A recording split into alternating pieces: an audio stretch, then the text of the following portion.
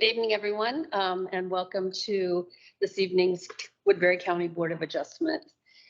I would call the meeting to order, and for the sake of roll call, we have Bob Roulette present, Tom Thiessen, and Pam Clark. And I don't have to say your name, you guys' names, do I? Or no? Staff is present. Staff, and the staff is present as well. I would ask, first of all, if there's any public comment on matters that are not on the agenda.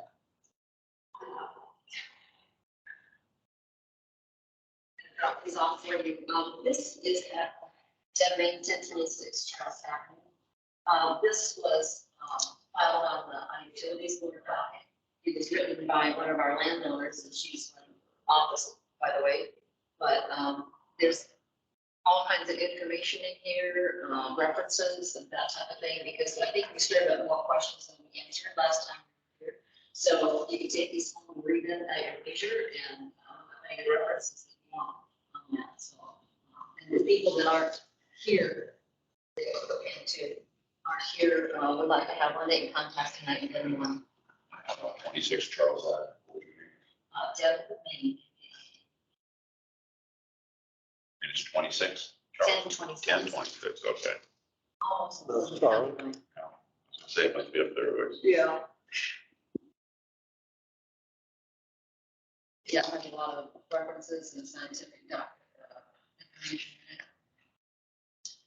I say it's written towards an objection, but I think a lot of stuff in there that helps it. Okay, does anybody have any questions for Deb? You said Jessica, business, and who is this? Just She's the landowner in Lynn County. okay, And she's, property owner, that's no. Right. The objection's written almost like a research paper, so I made it into the book. Okay, well, thank you. Thank you for bringing this. Okay, so now we go on to, Approval of the we do the approval, okay.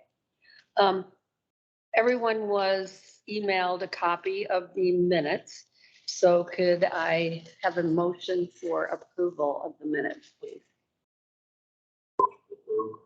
Okay, is there a second? Okay, is there any discussion? If not, all those in favor of approving the minutes, say aye.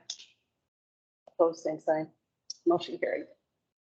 Time for discussion, but did that, your presentation or the way that was presented to you, did that come out all right on paper?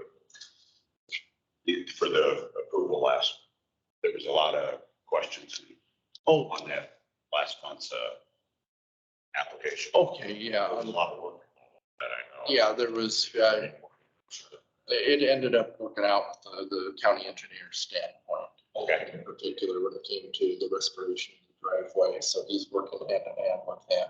They come to an agreement that they could work on that.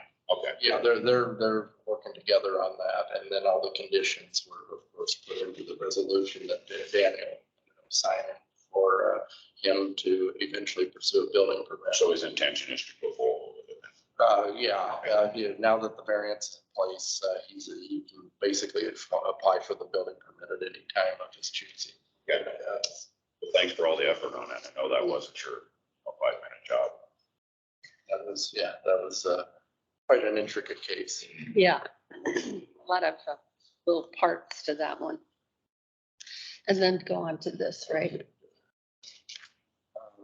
Let's see, where were we at on the motion, I guess, that all passed. We've approved the minute. Yep. Yeah, we can move on. Okay, today's date is November 7th and the time is 6:02 p.m. Tonight's meeting will be audio taped and the minutes will be prepared. In respect to all parties, we ask those present turn off cell phones or set to vibrate. Those in attendance are asked to legibly complete the attendance sheet upon the front table, which I don't, isn't there, right? Is there? Because I didn't. There's a sheet. Oh, because I didn't sign it. I would like to take a moment to review the procedures that the board will follow tonight. First, the board will handle the normal housekeeping agenda items. Then for each application on the agenda, I will open the public hearing on the item. The planning and zoning staff will then present the staff report, including the staff recommendation. Any letters or other communication received from the public prior to the hearing will be entered into the record. The applicant will then have the opportunity to present his or her case and respond to the staff report. Next, we will hear comments from the public, and I mean, we don't have anybody here, but And for the record, there's no public hearing tonight. okay, so do I need to read that whole paragraph regarding? Filed a public hearing. No. Okay. Repetitious or irrelevant comments may be ruled out of order by the chair. I ask that you all remain respectful and courteous with your comments at all times. After public comments have been heard, the staff and applicant may make a closing statement, which we don't have. We have to read all that. The board shall then deliberate the case and may ask questions of the applicant or staff or any party offering testimony. Oh, You'll be okay to, just end it. yeah. Okay. So I will now turn it over to you for leading us in the rest of the Okay. agenda. Okay, and again, these are just information items, which is not a public hearing, just to share some basic information, what's been going on in the county. The first item here is an update. Last month, the pipeline scenario, hazardous liquid pipeline permitting was brought to your attention. The Board of Supervisors did ultimately task the zoning commission to look at this. So we're in kind of a study phase right now with staff. And the intention is to have a public hearing at some point, very likely November 28th.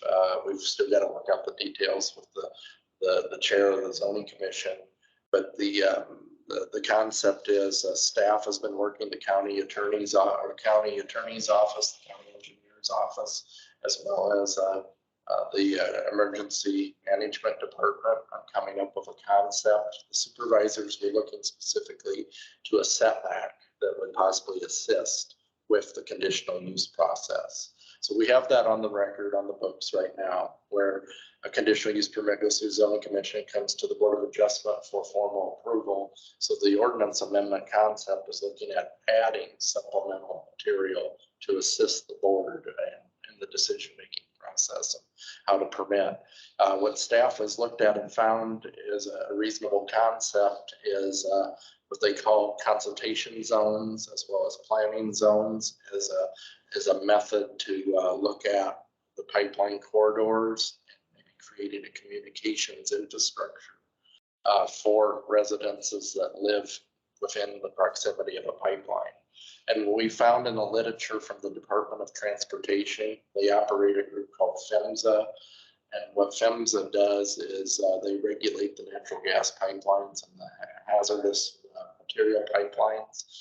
And they have some recommended measures that communities can take, not so much on setbacks, but a communication scenario where if somebody chooses to get a building permit and build within a pipeline corridor area, for example, 1,000 feet, it immediately would create a conversation among the pipeline company, among the landowner, as well as the county. That's kind of a conversation there. The other aspect we've looked at is an actual real setback. And the areas that we've been looking at are the emergency response guide. All of the first responders are very aware of what they call ERG, Emergency Response Guidebook. And what it is it looks at specific chemicals and what the actual response is in the light of an emergency. This language is for all pipelines or just the CO2? The hazardous liquid pipelines, which covers various. CO2 is considered hazardous. Yeah, so CO2 would be followed underneath those, so it would affect a series of pipelines. And so what staff has found out, we've done quite an extensive literature review, looking at how Europe has done some things, looking at how the local area has done some things, and we found that the emergency response guide is a reasonable concept to look at for a possible setback. And what they use is 330 feet. That's where they bring you to safety at the point of a rupture. And what's that? Use a rule of thumb, if you put your thumb up and you can see it, you're too close. There you go. So, yeah, and so what staff is looking at with the zoning commission is possibly having these, what we call them, communication zones, as well as a setback scenario to kind of put that together. And ultimately, something like that will be introduced at the public hearing, go through, but we're still looking at a multitude of concepts in terms of to narrow down an idea. But I simply wanted to inform the Board of Adjustment, even though you don't have a direct role on voting what ordinance language is, it's imperative that everybody be aware of the circumstances as the public will be going through debate ahead on what would constitute possible setbacks. Do we need them? Do we not need them? How do we react to those things? And so supervisors provided a direction, and so now it's city and staff and some of the commissions. So that's really all I have. So we'll definitely keep you updated. Sure, the county probably has a, lack of a better word, master map or overlays for all the pipelines existing. Yeah, it's to an extent, the pipeline companies, PHMSA, there is GIS data available that lays out the respective pipeline corridor. They're very protective of a lot of the locations of it. There's definitely probably national security issues too that are involved, but knowing the pipeline corridor is essential. It's an essential function to zoning, where even in the ordinary world, without doing anything, we bring pipelines into the fray when there's a subdivision or there's something that goes through zoning commission. It comes to you ultimately, you'll notice that a lot of times a stakeholder on the packet you try to interact with when there's cases going on. Those pipeline, they put that in, there's obviously a value to that is that tax county, property tax wise, even though the landowner would be responsible for it. I'm not comfortable enough to talk assessment. Okay, I was gonna carry this That's a whole different aspect for sure. But yeah, overall, again, this kind of the nutshell is that there's a proposal.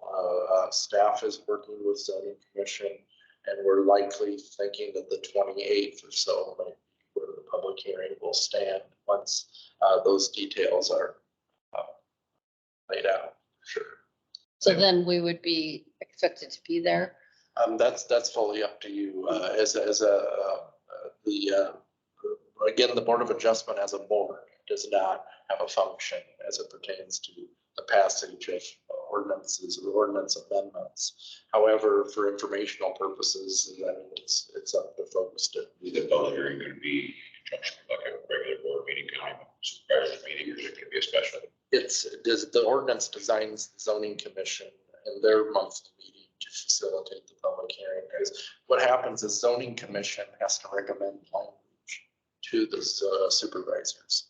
So the zoning commission will focus in on a recommended language. Maybe they'll make some changes to it, and then that gets sent to the supervisors. And then by statute, the supervisors have to have up to 3 public hearings at the board level. And what they do is they receive an official recommendation. The zoning commission may say yay or nay, but they receive something, and then the supervisors can go through a legislative process. And that will probably be televised like other Board of Supervisor meetings are. The typical supervisor meetings are always on the YouTube and everything. The zoning commission follows pretty much similar protocols that the Board of Adjustment does. At the supervisor's level, very likely. So that's pretty much all I got for that one. So, Okay, so then like we go on to application process. the application. Yeah, this here, we haven't really talked about this year to year. Well, since I've been around, we end up talking to each individual member when your term comes up for expiration. But I did want to point it out publicly to everybody that what happens is serve 5 years, the members serve 5 years. And so every year, a new seat is up. And what happens is usually in November, members are free, current members, incumbent members are free to put the application in as well as the public for the open seat, basically. And so first week of November, it was put in the Mobile Record, Sergeant Bluff, as well as Sioux City Journal, Danbury, about that there's an opening zoning commission, there's an opening on Board of Adjustment. And so basically what happens is this packet before you just shows the standard county application. And all of you know this because you've all filled it out at one point in time. And what happens is this gets filled out and it gets submitted over to the board office. The supervisors ultimately will vote or pick, select a member of the Board of Adjustment or a member of the zoning commission after reviewing, going through some applications. And so I just simply wanted to point out that this is the general process, just so that there's no surprises what turns in. And so Publications, did you say you put it on? it went to Mobile, Sergeant Bluff, and Danbury. It doesn't go into the Sloan Starlet, but So it doesn't go into the Sloan Starlet. not the Sloan, the Woodbury papers. Actually, let me check here.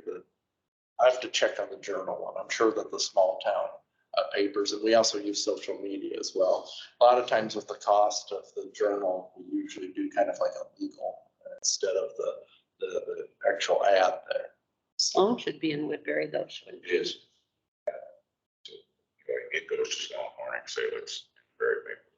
Sure, the three, but if we haven't ran a journal yet, we would likely do a legal.